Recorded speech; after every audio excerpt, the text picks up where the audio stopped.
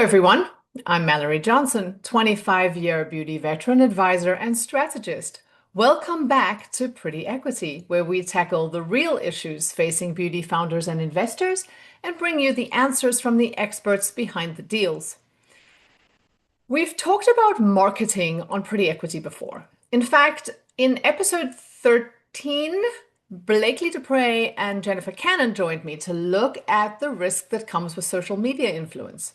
What happens when a brand goes viral without the infrastructure to handle it, and what the real cost of influencer marketing looks like when it goes wrong.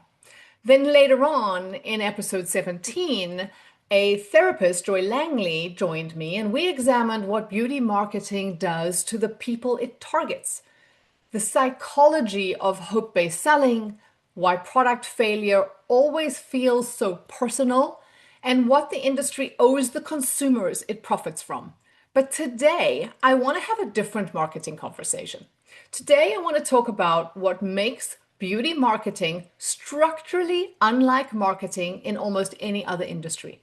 Not the psychology or the influencer ecosystem, as I just mentioned, the architecture, the rules, the constraints, the invisible lines that, when crossed, create regulatory and legal exposure that most marketers do not see coming. Because here is what most people, especially those who are new to beauty, do not fully appreciate. Beauty is not just regulated by the FTC, the Federal Trade Commission, like most consumer products. It's also regulated by the FDA, the Food and Drug Administration.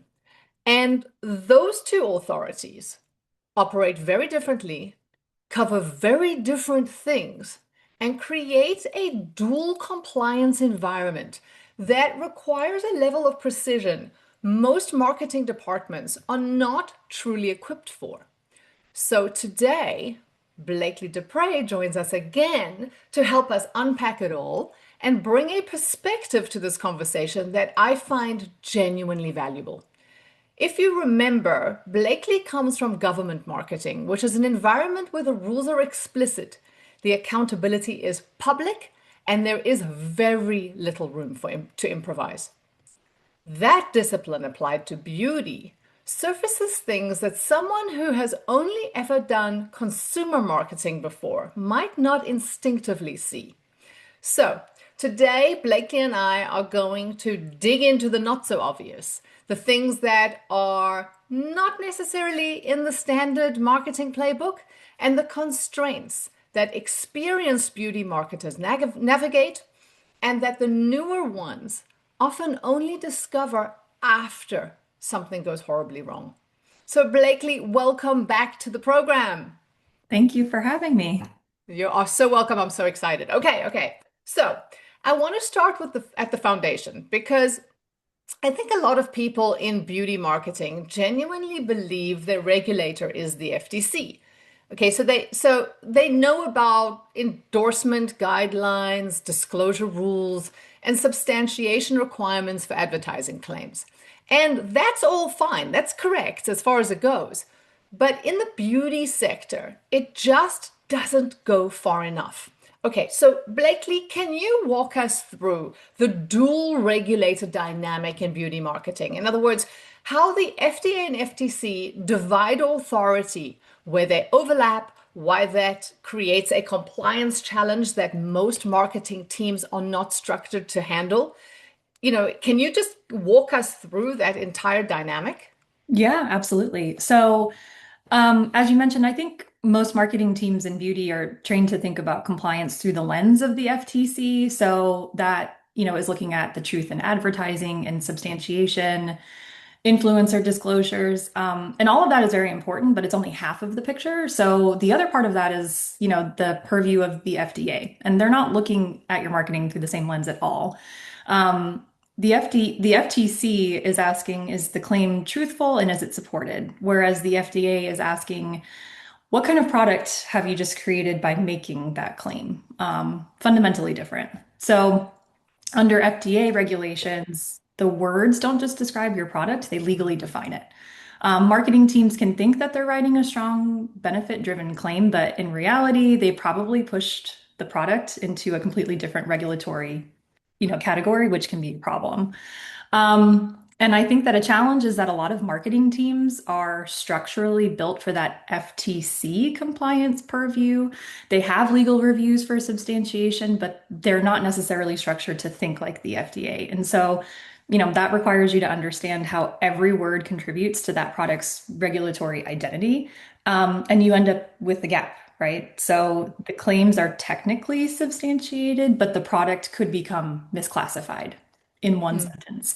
Mm. No, absolutely, absolutely. And I mean, the clearest example of this, obviously, where things get super complicated, is that cosmetics versus drug line, right? There's a very clear line. A product is a cosmetic if it affects appearance, it's a drug if it affects structure or function, right? Mhm. But marketing language routinely blurs that line, sometimes intentionally, often not. Okay, so Blakely, let's talk about what that actually means in practice. Because from where I stand, a marketing team that does not understand this is literally one press release away from an FDA warning letter. Yeah, yeah. Yes. And the cleanest way to understand it, just essentially what you said. A cosmetic affects how you look, and then a drug affects how your body functions. In practice, marketing kind of observes the gray area between those two. So saying a product maybe hydrates the appearance of fine lines, that's a cosmetic claim. Saying that it can repair your skin barrier or that it can stimulate collagen production, that's where you're making that structure or that body function claim, and then you're pushing your product into the drug category. Um, and the tricky part is that those phrases appear everywhere in beauty. So I think a lot of marketing teams feel compelled to make those statements because they see their competitors doing it. Mm, Um, but yeah, marketing teams will kind of borrow that language of clinical efficacy to sound a little bit more credible. But they don't realize that they're also borrowing the regulatory burden that comes with that. So once you're crossing into the drug claims, you're not just marketing a product, you're responsible for meeting drug level standards for safety, for testing and approval. And so that's why, I always say that FDA compliance isn't a legal review step. It's actually a brand strategy decision. The claims that you choose are going to determine how fast you can go to the market, how much clinical data backing that you need, what kind of risk you're carrying. And so at the end of the day, it's not just what can we say, it's what kind of company are we choosing to be based on what we say? And a lot of these decisions need to be made very, very early on. And mm, I mm. suspect that they typically just aren't. Yeah, no, absolutely, absolutely. And I know that because your background is in government marketing, right? So you come from a very different like level of expertise when it comes to marketing, because not everyone is familiar with the government marketing space. And as far as I understand, this is a space where regulatory precision is built into the process. You know what I mean? What so with your government experience, okay, and you're now moving into the commercial sector. And even though we're moving into beauty, which is a completely different part of the commercial sector, what was the most striking difference that you observed moving from government to commercial marketing? And then I want to expand on that and ask you, is there, are there disciplines in the government communication sector that you find absent in beauty? Is there something they're doing that beauty should follow, or vice versa for that matter? Yeah. So moving into the beauty space, I think what struck me immediately is that I think government communications and then beauty marketing are just optimized for two completely different outcomes. In the government environment, and especially working alongside agencies like FDA, precision is the product. Every word is interrogated, and not just whether it's true, it's how it could be interpreted, how it could be misinterpreted, how it could be ultimately regulated. And there are a lot of layers of review. There's, the legal review, there's a policy review. There are so many SMEs, subject matter experts that look at every word. And that process is really designed to slow things down in service of accuracy and defensibility. Um, and in my interpretation in beauty, it's almost the inverse because speed is the product, relevance is the product. And then the ability to respond to trends and say something compelling quickly and to keep up with culture, that's what's rewarded in that sector. And so I think the approval structure reflects that. Beauty brands, consumer products, they're leaner, they are more brand driven, and then they are often built around creative and commercial priorities first. I'm agreeing with you completely. And you said something that actually I think is quite ironic. And you said that the government, in government communications, the system is built to slow you down, right? So that you can be precise with what you say, right? Whereas in beauty, it's the complete opposite. It's everything is go, go, go, speed, speed, speed, first to market, first to this, you know what I Yeah. mean?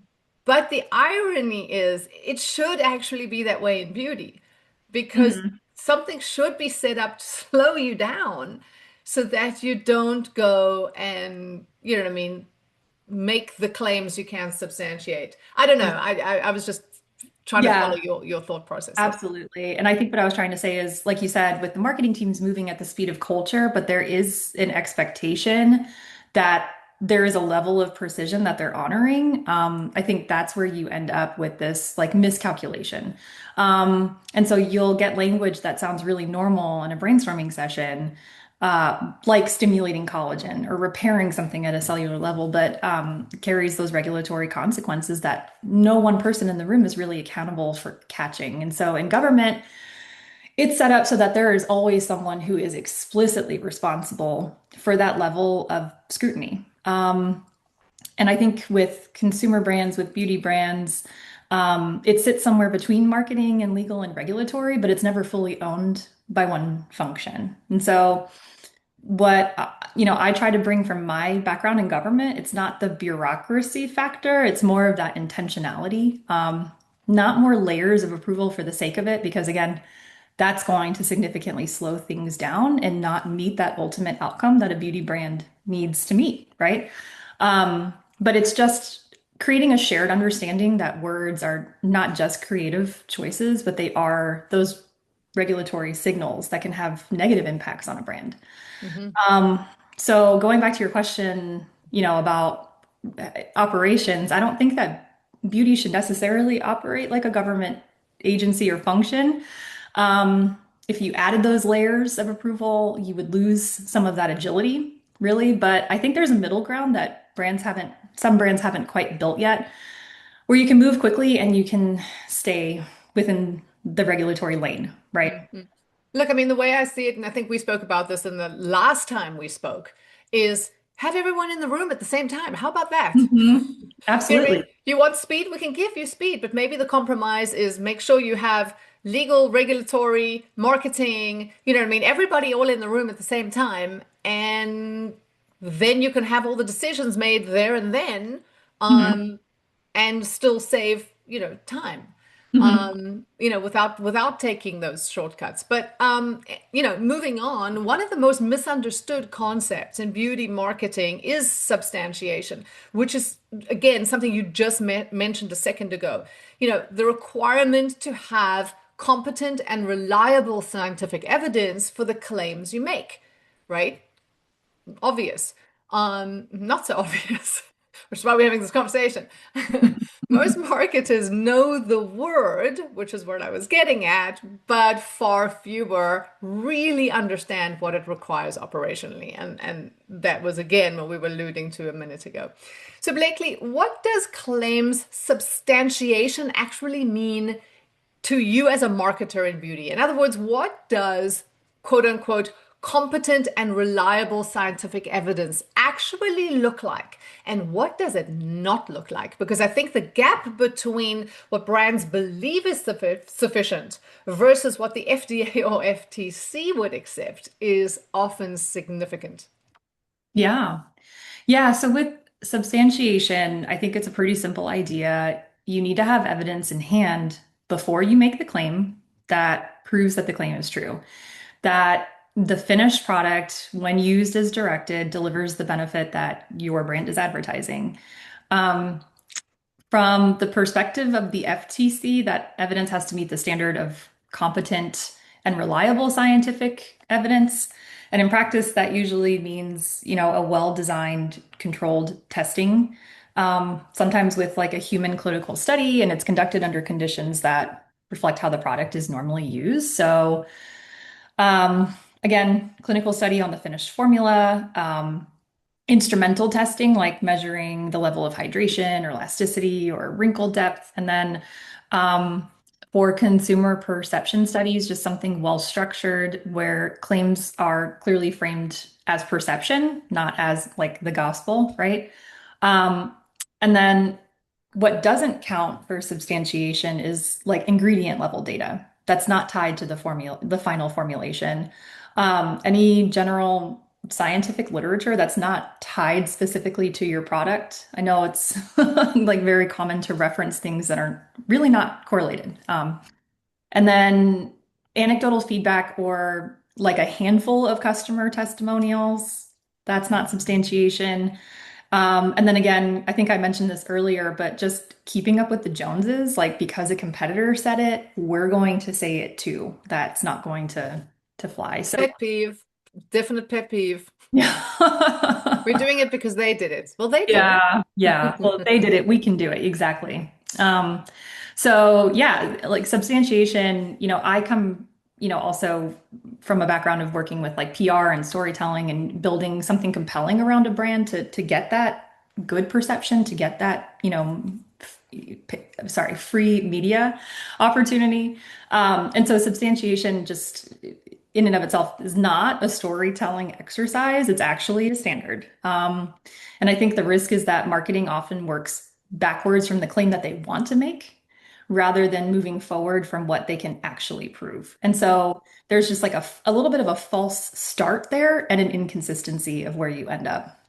Mm-mm. Okay, so let's just stay here on this topic of claims because there's a specific category of claims I want to focus on for a minute, and that's efficacy claims. You had alluded to it a second ago, and not just the efficacy claims themselves, but those made specifically through testimonials and reviews, because we know that a brand cannot make a claim directly; it can't substantiate. But so this is my question to you, Blakely, can it publish a consumer review that makes the claim? And in that case, where does the responsibility sit? Yeah, great question. I think this is where a lot of brands get into trouble. So there's a misconception that these user claims exist outside of the brand's responsibility because it's just consumer speech and anyone can create any piece of content and put it out there. But I think the moment a brand like curates it, features it, um, retweets it, or like uses that piece of content on their official channels, and they're putting support behind it, then the FTC is going to treat that as advertising. And then if there is a claim made within that piece of content, that claim now belongs to the brand. So if a customer said something like, this product cleared my acne or it reversed my hair loss, and the brand puts that onto a product page or in an email or some kind of advertisement, it's no longer just a customer review. It's a claim that the brand is making, and it needs to be substantiated to the same standard as any other phrasing that's used in their marketing. So I Mhm, think mhm. the trick here is because these UGC pieces of content are amazing and they can be used well. The trick is in what a brand is choosing to amplify and making sure that you're thinking with that regulatory consideration before you just reshare something or ask to use it in your Okay. official content. And so this is absolutely going to apply to the whole before and after content, right? Which you see everywhere in beauty. And the thing is that the actual rules that are out there, I don't know, most brands inadvertently find themselves violating them. I often hear things about, the whole free speech rhetoric. You know what I mean? And also because a lot of so much is online now and so much is in the social media sphere, right? In the TikToker sphere, that you get these all this before and after content that the brand may not be putting out themselves, but there are actually rules that need to be followed, and you can't fall on the free speech sword. Yeah, agreed. So before and after content is definitely one of the most powerful tools in beauty, but it's also one of the easiest places to get it wrong, as you were mentioning. So, I mean, at a really high level, um, the requirements for before and afters are that the statements made that go along with the images, must be truthful. It can't be misleading. It also, the images themselves need to be representative of results that like a typical customer can't expect. And so I think we see sometimes like the pitfalls of this are like non-representative results, like showing an extreme after without disclosing that that's not a typical result for someone. Um, Also, these images sometimes will have inconsistent like background conditions, so like differences in lighting, angle, facial expression, Makeup, one makeup. before, without, after, with. Yep. Maybe, yeah, exactly. Little touch up. And then also not disclosing like other products that that person might have been using or other treatments that they had that could have contributed to that result. Um, and then also just like implying or suggesting that results are faster, that they're more, dramatic or longer lasting than the evidence actually supports. And sometimes you'll see images that really meet all four of those pitfalls.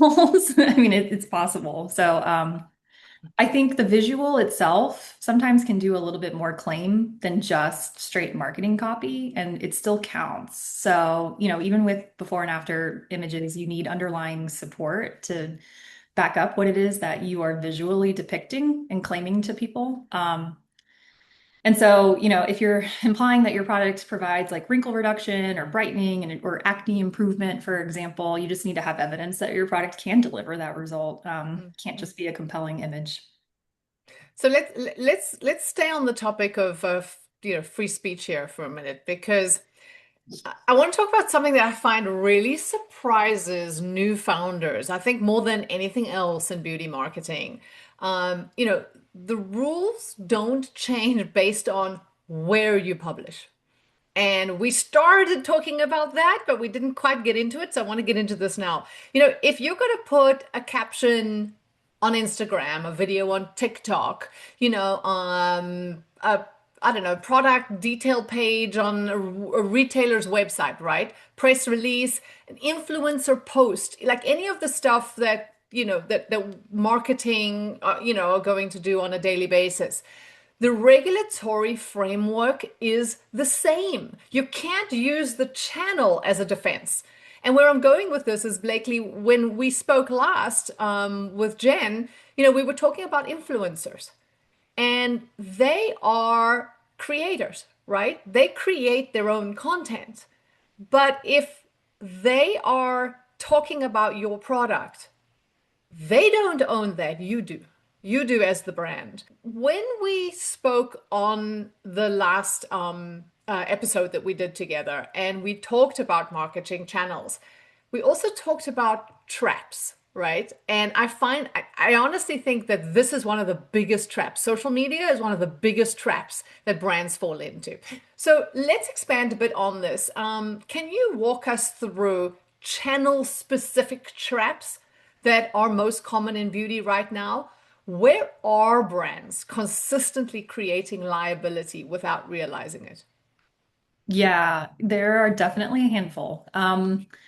So I think retailer product listings are pretty high impact and it can be a real trap. It's, kind of a blind spot. I think brands will submit compliant copy, but once that product goes live on a third-party site, the retailer could edit that copy because they want to edit it for search engine optimization, or They want to add benefit-driven language to try to increase sales, or even pull in reviews that make stronger claims.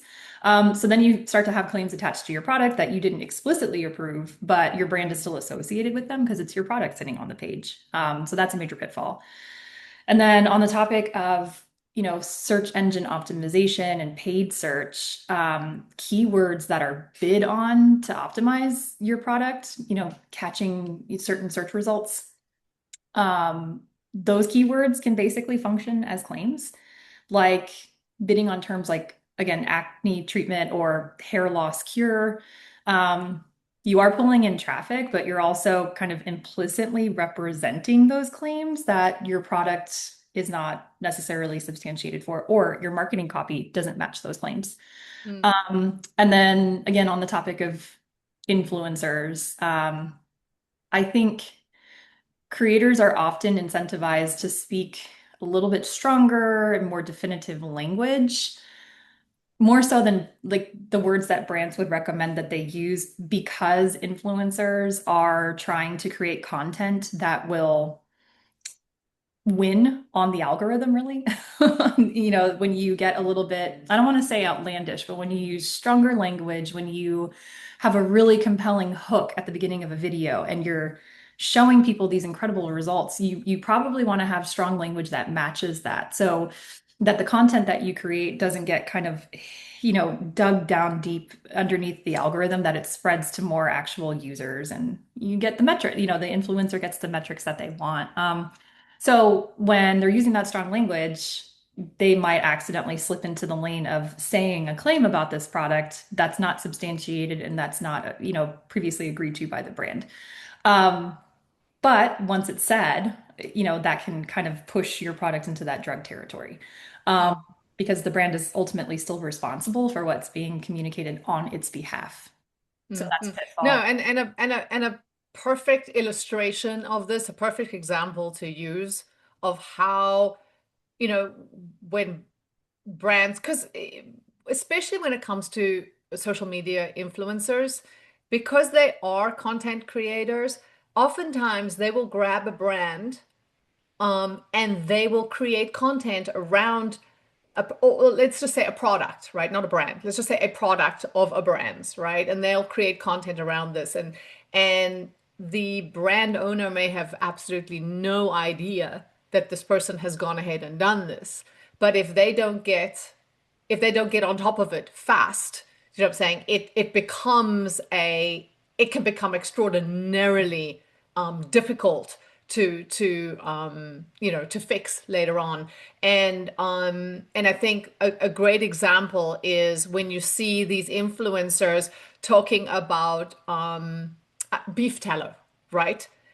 One of my favorites is the beef tallow, to cure acne. Now, I cannot imagine that there is you know, anyone out there who's created a beef tallow product who has gone out there to explicitly be a drug, not with beef tallow.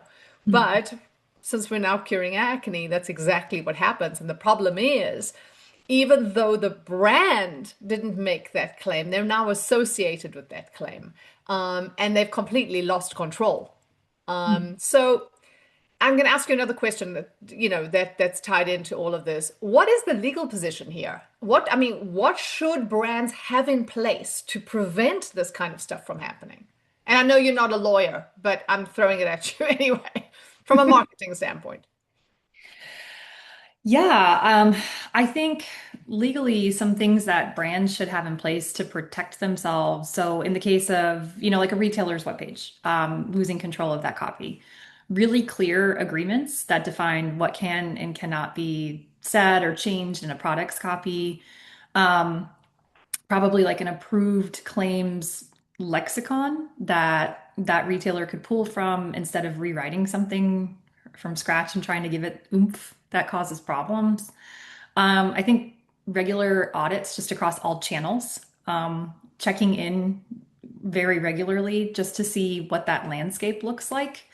And then just doing manual checks to catch what language is starting to drift or what's getting a little bit high risk so that the brand can develop, how they want to address that, how they want to reel it in. But I think what's really important is just having a process in place for escalation if something non-compliant shows up, understanding what exactly it is that leadership and that marketing are going to do to address that and get it corrected quickly. I think marketing teams also have an inherent responsibility on the influencer front and on the social media channels front just to see that constant pulse check and communicate often with an affiliate or an influencer. I think, no one wants to give someone like a script to read from because that's not very natural. And that's probably not what an influencer's followers are watching them for. But I think, the moment that a brand creates an association with an influencer, maybe, giving them a little bit of a tutorial about how they can land in hot water is definitely like a structural and operational choice that I would recommend making. Just a very basic breakdown of, here are things, if you love this product, here are the things you can say about it that won't get us into a regulatory issue. And I think giving these influencers maybe a little bit of a crash course of what we just talked about here, like here's what the government is looking for and here's what's misleading to a consumer, I think would only really benefit for everyone, right? Because influencers want to partner with multiple brands and they want to test out products and tell people about them. I think them having a little bit of that understanding is really beneficial for their careers too. Let's just stick with education for a second here Yeah. because, this is another thing that I'm starting to see brands doing fairly often nowadays is this new educational content, ingredient explainers, skin science breakdowns, routine guides, all of that kind of thing. So the idea behind it is that they want to sell their product, right? Or their product range. And in isolation, it's not inherently problematic what they're doing, but it does create a specific set of risks that I don't think these brands fully understand. And I want to explore this a little bit here. So, Blakely, where is the line between education and promotion in beauty marketing, and why does it matter both legally and regulator? I'm not going to be Yeah. able to say this word. Regulatorily. Why is it that I can't say that word without falling over it every time? So, okay, so we've got legal, we've got regulatory, and when it comes to content that is educational versus promotional, the FTC and the FDA are looking at this. How is this, this educational sector that people are trying to create now? Why does it matter so much for brands? Yeah, all really good questions. And I'll say there are several brands that I follow because I love their educational content. I think they do a great job with it. But you're right. From that governmental regulatory perspective, I think the line between education and promotion, it's not defined by the format. It's really just about the intent and the effect. And so you can have this gorgeously produced educational video, and if it's designed to drive the purchase of a specific product at the end of the day, the FTC is going to treat that as advertising. And then, once it's considered a piece of advertising, it's going to be the same requirements that apply for the truthfulness and substantiation and disclosures. On the FDA side, I think the question is slightly different because it's just as important though, but what claims are being made explicitly or implicitly about what the product does, right? Like what is this category? Did you do something that changed that? So the idea that, education sits outside of a regulatory framework it's not an accurate perception for a brand to Mm, have. mm.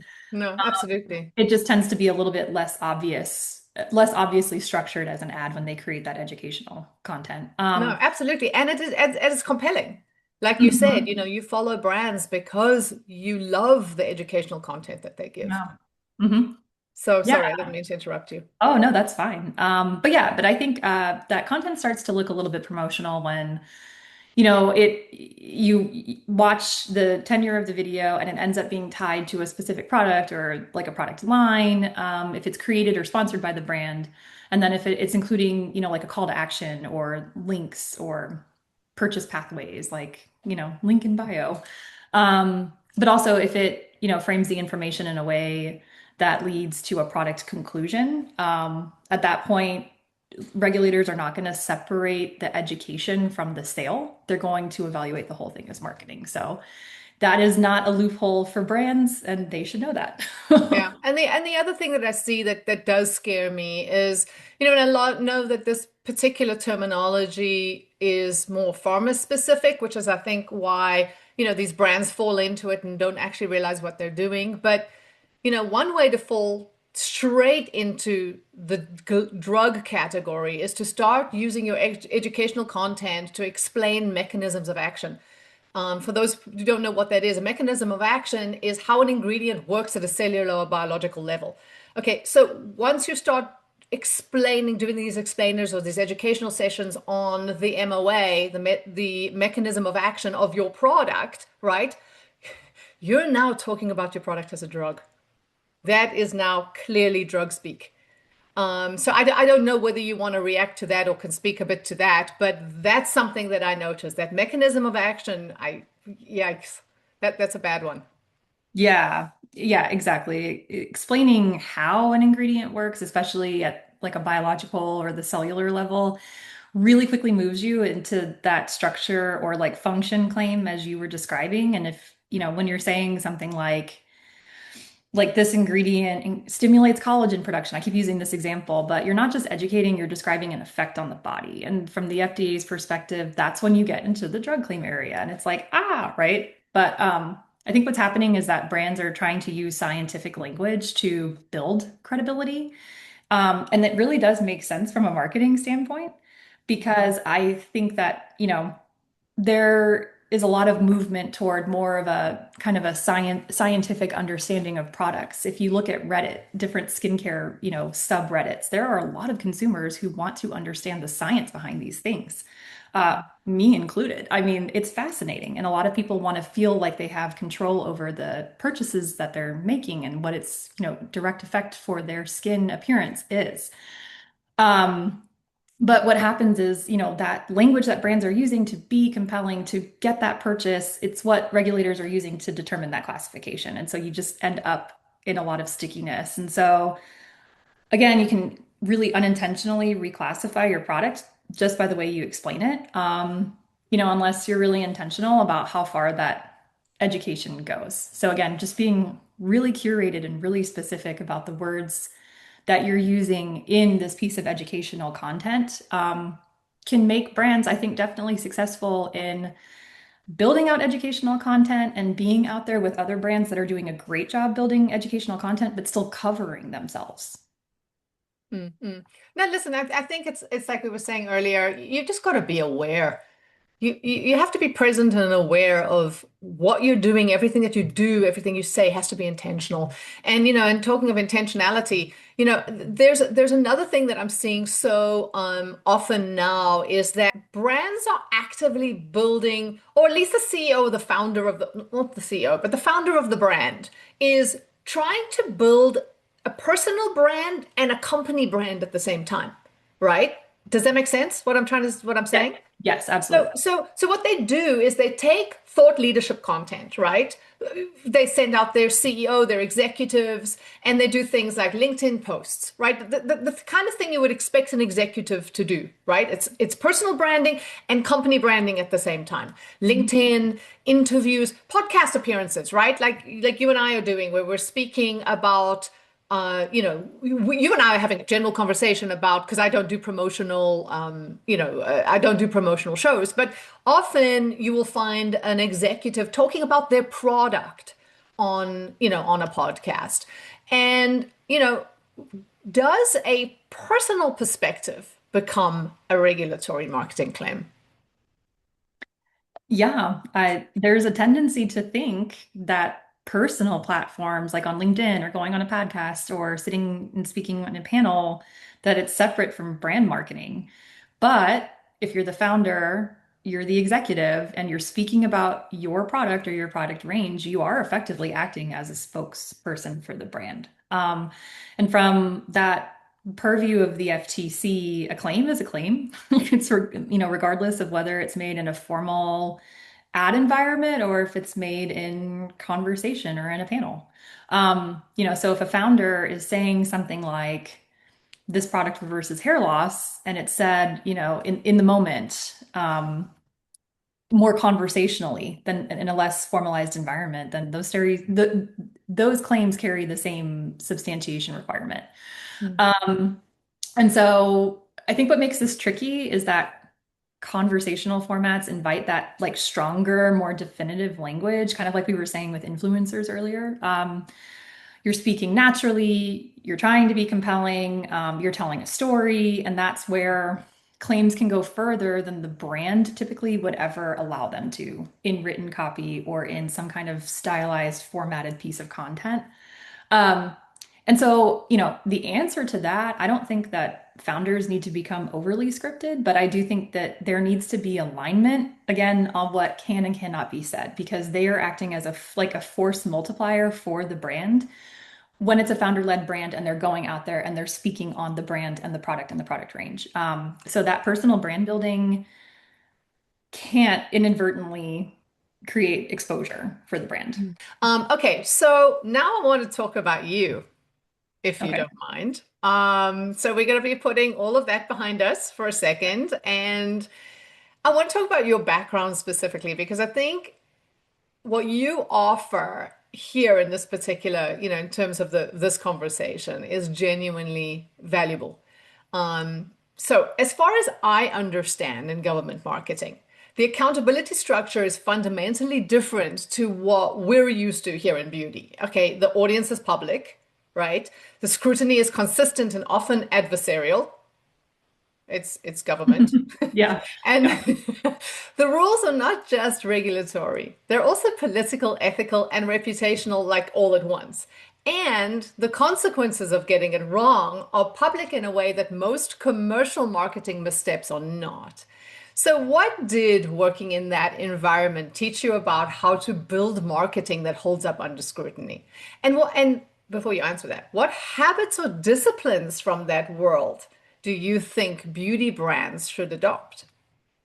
Yeah. And so there are a few things I want to talk about in my experiences. And I think right now, government doesn't have the best rap when it comes to communication. The last couple of years have been very Yeah, you tumultuous, think. different. Yeah, it's been different is the word that I will use. So I will say that there's been a little bit that has changed about public sector since I've worked in it. But in my years of building, federal comms and marketing programs, there are a few specific things that I do think beauty brands could benefit from. So for me, one of the biggest lessons I learned when I first started is that compliance can actually drive your creativity. Regulations do provide boundaries, but I think when you have a boundary, it can inspire smarter messaging. And I think that when you embrace the constraints, you are actually charged to find more compelling ways to tell stories. The other thing is that data always needs context. Science, statistics are valuable. They become meaningful when it's shaped into a story that resonates with real people. So in government, you're typically creating communications that will apply to a certain group of people that policy office is creating, some sort of benefit for or some kind of public information campaign for. You have to make sure that what you're saying is actually understood and is seen as valuable by that specific group of people. So always providing context to data and making sure it applies to your target audience is what like one of the big lessons too. And then I think the last one is just that internal alignment piece. It will always strengthen your external perceptions. And so teams need to always speak with a unified voice. And I think the way that that can apply to beauty brands or consumer brands is that making sure there is alignment between the marketing team, the founder slash leadership team, and then your R&D teams. When there's misalignment or confusion about what should be said about this specific final product. I think that that tension is definitely felt by audiences because the messages can just become a little bit this way and a little bit this way, depending on who approved it or didn't approve it. It can just really kind of turn into a word salad, in my opinion. And so those are the things I think I would say definitely apply, I think, to the beauty industry. And I think some brands do those things well, and some brands probably struggle with it because they just need that, I think, a little bit of help to understand how to be creative in the boundaries, but also how to get that internal alignment just refined across the board. Mm, mm. I mean, I think you'd mentioned it before that in government communications, everything is, highly reviewed and approved before it goes out. Legal, SMEs, I'm sure there's multiple stakeholders, and like you just said right now, in beauty, that whole process is often absent, or even just, compressed. And like we had said, just before those decisions are made, if you're worrying about speed and you're worrying about, trends and keeping up, just have everyone in the room at the same time. Hmm. We have enough technology that if your people are all over the world or all over the country, all over the state, what I mean? So conference them in. Have a conference call, but make sure everyone is having the same conversation at the same time. That's the only thing I could throw out to people. Just, Hmm. I mean, don't silo departments Hmm. because that's what leads to problems. Okay, so Blakely, from your perspective, from the years that you did spend in government marketing, what does the absence of that rigor actually cost brands beyond the obvious regulatory risk? Yeah, I think that it ultimately costs consistency and credibility over time. And so you'll start to see claims that will like evolve or they'll escalate without any kind of evidence. Messaging will start to differ across channels and partners. There's a disconnect in the message framing, and then also a little bit of internal confusion about what a product does and how it's being marketed and if that's different. I think there's a lot of confusion there. So I think over time, what happens is you just get a drift across the board, and the brand will sound a little bit less grounded, and maybe less trustworthy ultimately.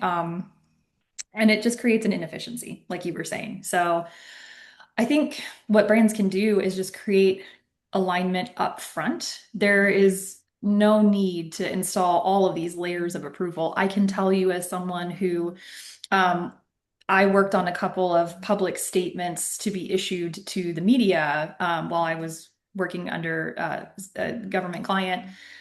Wow. You're asking a program office for straight information. You might have a communicator come in and kind of, refine it and make it a statement that, is worthy of being out in the public, that makes sense, to your public constituents. But then it's going to go through all of these iterations and it takes a minute. And if, anyone's watching who's worked in PR or worked in crisis communications, you don't have a minute. You have an hour, or else you're getting into the lane of being inappropriate and people aren't going to want to cover your brand, or your brand is going to build a really negative perception with, you know, media and public that you don't want that to happen, right? So I think that having that alignment up front, um, and then regularly kind of revisiting and talking about, is this still working, is a really great way to manage things so that you have that speed that the beauty industry requires of your brand, but you're not getting into that area where you're drifting and your messaging all sounds different and people are confused about what's happening. Mm, mm. No, absolutely. But again, I, I always like to kind of look at both sides of the coin here. So I suppose a harder question would be, is it realistic to expect a beauty brand, especially smaller ones or early stage ones, to build that kind of review infrastructure? Or is this structurally a problem that only becomes solvable at a certain scale? Do you understand what I'm saying by that? Yeah, I don't think it's realistic for any beauty brand really at any size to replicate that government level review process. I think those systems are built for a totally different pace and a completely different level of risk. Um, I do think that it's realistic, and personally, I find it to be necessary to build in some rigor to your brand as an operation. And so that looks like just identifying where your risk lives as a brand, claims, ingredient language, before and after content, and creating some really lightweight checkpoints, some management around those areas, so that you're not making high stakes decisions in a vacuum and without going back to that playbook and aligning to it. And I think that's where a lot of really early stage brands also miscalculate. They assume that they need like a full legal or regulatory team to do this well, and so they defer it. And I think what's more effective is just making a focused investment up front and working with an advisor to kind of map out like what claims you can make confidently, and then getting clarity on those high risk areas, and then building out programmatically how you're going to manage your checkpoints, right? Mm, And creating some kind of like internal guideline or guardrail that marketing teams can use in their work without needing constant escalation or having to go back and forth on approvals and asking a lot of questions, so that you can maintain that level of speed that's necessary. mm, It just kind of gives you like an operating system for your marketing. And I think once that's in place, you can move a little bit faster. Because you're not second guessing like every piece of copy that the team develops, and you're not rewriting things too late in the process. You're just building off of a structure that's already been thought through.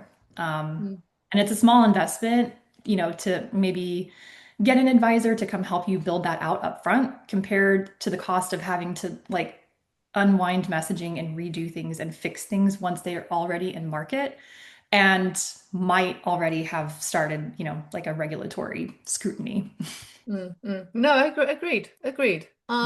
Okay, so before we close here, I want to make this part of the end part of our conversation actionable for those watching, because many of the founders that are watching this are building brands.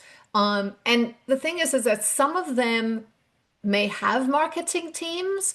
Others are totally, they're brand spanking new, they're going it alone, or they're using some, boutique agency. And our investors in the audience are evaluating these brands and looking for their marketing as a core part of the value proposition, right? Obviously. But neither group can afford to treat marketing compliance as an afterthought. So, okay, so Blakely, for a founder who's doing their own marketing or working with a generalist agency that does not have beauty specific expertise, what are one or two things, two or three things that most likely they're getting wrong right now without even knowing it? Yeah, I think the big one is just over claiming without realizing it.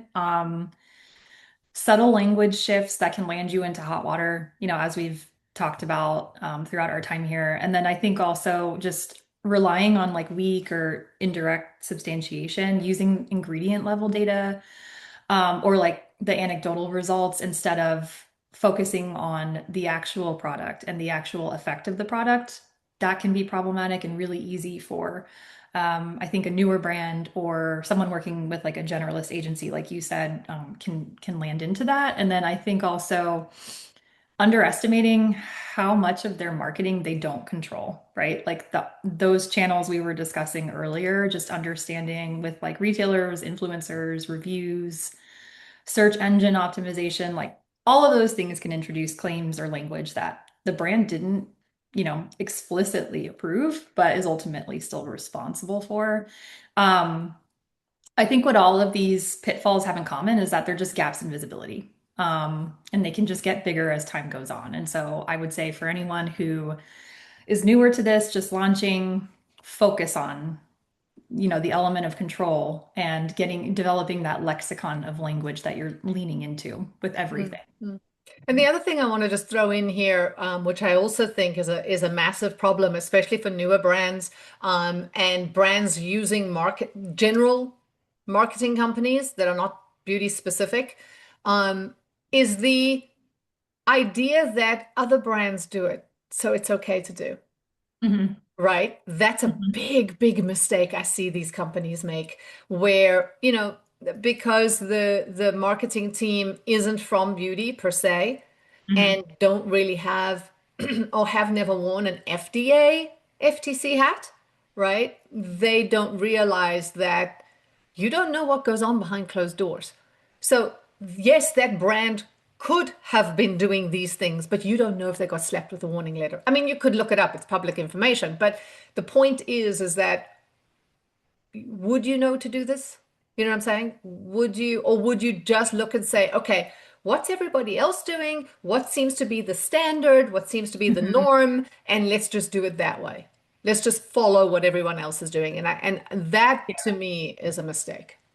I think too, it's a little bit of an unfair game when it comes to this because when you're getting a warning letter, or worse, if you're getting a fine, I think that there's a little bit of inequity, right? Like the big dogs might go ahead and make the claim because they see a greater benefit in making the claim and getting the sales and having a small ding for a fee that is nothing off of their books versus a really small startup that's indie that doesn't know, you know, the rules quite yet, and they're trying to follow the lead of like the big dog, if you will, and getting that letter or getting that fine, that's really going to negatively impact the business. And I think that, there is a little bit of inequity there that we have to recognize that some people might actually, not people, but some brands might actually just boldly decide it's really no skin off our backs. So, I mean, I think there's a little bit of that happening too.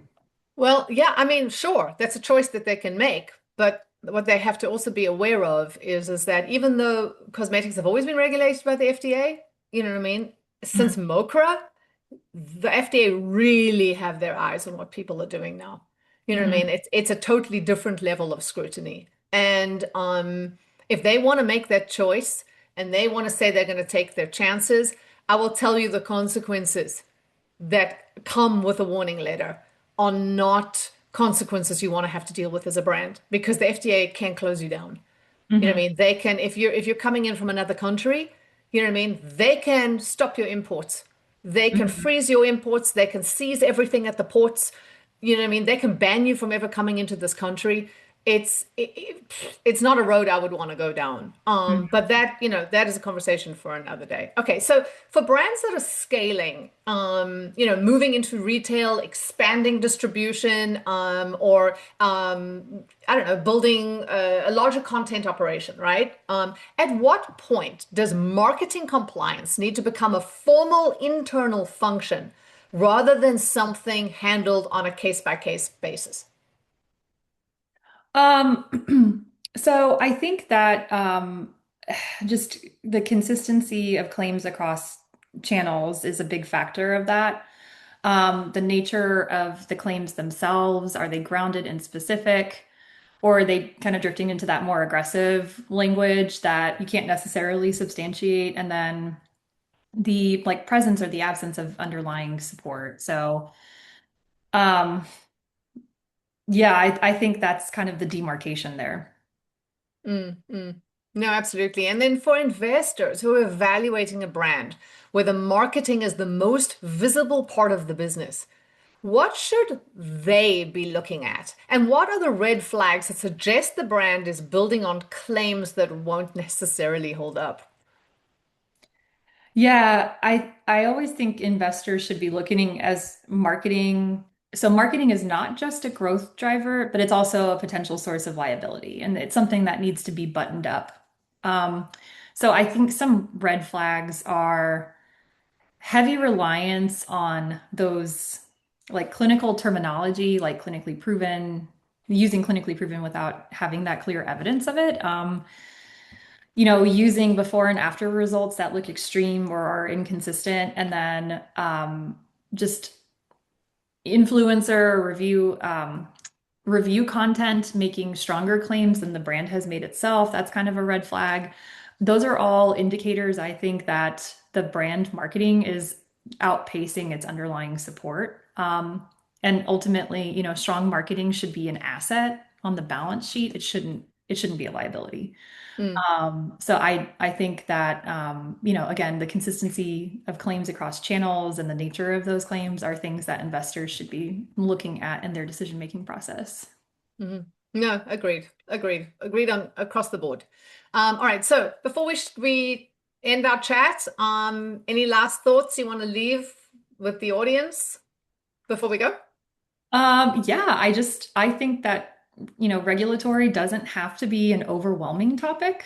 And it really doesn't take too much to look into it and start to understand and connect dots and think really creatively about how you can enhance your brand's regulatory positioning in your marketing. I think it's a very simple and essential education. And there are a lot of smart people out there who are experts in it and ask questions. Don't be overwhelmed by it. Mm, no, I agree. I agree.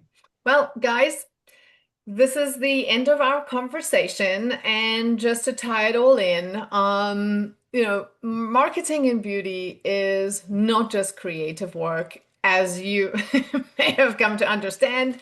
It's regulated by the FDA, the FTC.